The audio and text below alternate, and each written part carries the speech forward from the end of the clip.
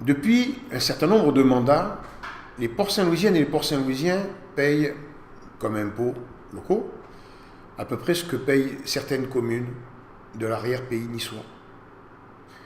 Mais pour ce prix-là, eux, ils ont des hôtels, des moyens de santé, des moyens d'urgence, des systèmes sociaux pour tous, efficaces, un tourisme débordant. La liste est longue. Pendant ce temps, vous avez 4 palmiers pour faire Côte d'Azur.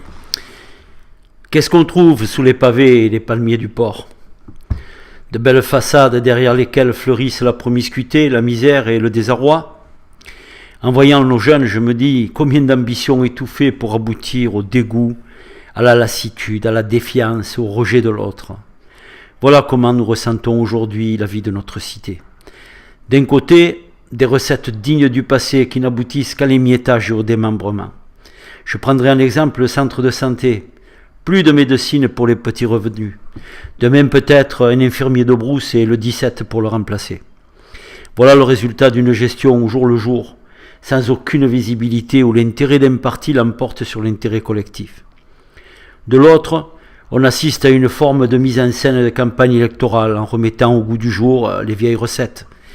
La piscine que 3 mandats et 18 années de pouvoir n'ont pas vue. Alors, des palmiers, des fêtes, du vent et du tape à l'œil et du vent. Nous qui rêvions de faire la grande motte sur notre quai, nous allons en faire une annexe des quartiers de Marseille. Bientôt et vite, à moins que nous l'arrêtions. Notre contrat envers vous est fait de choses simples et efficaces. Un centre de santé digne de ce nom et établi sur des bases solides et durables. Un centre de secours qui fera reculer les risques vitaux que beaucoup d'entre nous encourent chaque jour. 20 minutes pour intervenir dans certaines pathologies graves. 2000 personnes ont plus de 65 ans à Port-Saint-Louis. Alors vous rejetterez les gauches de la défiscalisation des heures supplémentaires, du matraquage fiscal national et local, de l'augmentation de la TVA, de l'eau, du gaz et de l'électricité. La gauche qui va se servir dans les poches des plus pauvres. Pire encore, la gauche qui se cache derrière le sans-étiquette, cette démocratie du mensonge d'État et de l'incompétence. Cette gauche qui respecte plus l'agresseur que l'agressé et transforme nos villes en jungle.